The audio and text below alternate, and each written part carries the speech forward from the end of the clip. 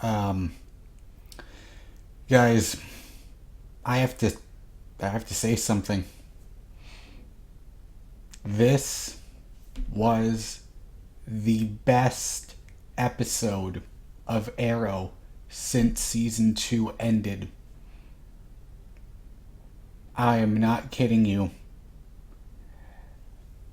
To me, okay? This is all my opinion, but I never felt this excited watching Arrow in such a long time. And I was shocked that because, after season 3, no, okay, let's say during season 3, especially during the last half, it just started to go really downhill. And then for a period of time, I just stopped caring about the show. I still wanted to see what would happen because I invested so much of my time, and I just loved season 1 and season 2 so much. I said, you know what? Okay, fuck it. I will keep going through this. And boy, am I glad I did because of tonight's episode. I believe this episode was called Unchained. I think this is like season 4, episode 11 or episode 12, I think. But goddamn. Okay. So, of course, if you haven't watched the episode by now, uh, I'm gonna start. There will be spoilers now, so I'm gonna tell you about the parts that I liked and the parts that I didn't like. So the parts that I really enjoyed was, well, first of all, I have to mention that Felicity was back in top form again, because I remember it's like she was back to the way she was in season 1 and season 2 again. Just always coming up with these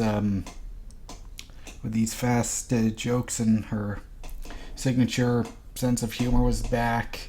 And before, there were times when, of course, in season 3, where she would just always sound like she was just always just whining all the time. And I just really hated that. And now it's like everything's coming back full circle. And then, of course, Roy was back, and for me, Roy coming back was just the cherry on the sundae, because this episode opened with Nissa breaking out of Nanda Parbat, and then for some random reason, Katana shows up. Now, here's the thing. Here's the kicker. My mind was blown because I was not expecting to see Katana again. I thought that because of the Suicide Squad movie, I thought that she wouldn't be here at all. So, and then I thought, oh boy, this is gonna kill her because, we already had, goddamn, they already killed Deadshot. And then Captain Boomerang just disappeared out of nowhere. And then last week, Amanda Waller died, so it just started to make sense. Okay, Katana's gonna die because they're using her for the movies. Alright. But then no. But Nissa uses her for help for the Lotus Flower, I believe. Now, we don't know exactly why she wanted to get the Lotus Flower, but that will come closer to the end. And and for the first time, the flashbacks actually I actually cared about the flashbacks because they also brought back what was her name, Shadow. They brought Shadow back, and I was shocked. It was like, oh, it's a flashback, but still, goddamn, you brought Roy back, and we're seeing Nissa and Malcolm for the first time in ages, and now we're seeing, might as well bring her and Katana back. Why not? And here's the thing. It made sense. Like, nothing felt like it was being canned in or being shoehorned in. Everything about it made sense, and I was getting goosebumps throughout this entire episode. But then I remember before, so I thought, who is this calculator guy? Is he gonna be Felicity's dad? And guess what? I was fucking right. He was. And some people might groan at it, but I thought that it was pretty cool. And now we're also going to. So I wonder how this is all going to play out for the future. And of course, the episode just ended, so.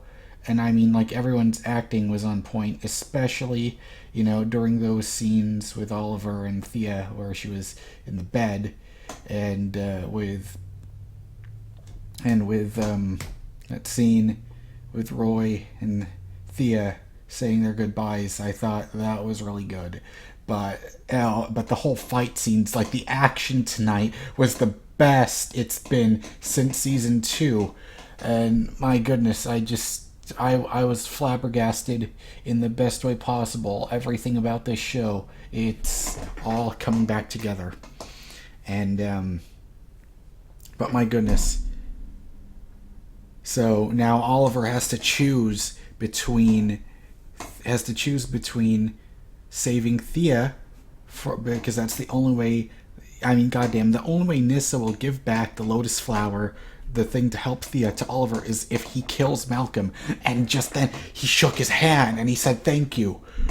And just, oh fuck. It's like everything I wished would happen, the show being good again, it's finally coming together. And I hope that this is a permanent change of the show's direction getting good again, instead of a temporary relapse in the next week. It's all gonna just go back to 6.5 or 7.0ville for scores, I mean. Because this, honestly, this was a 9. I fucking loved this episode. So let me know what you guys think in the comments below, and I will see you next time. Goodbye.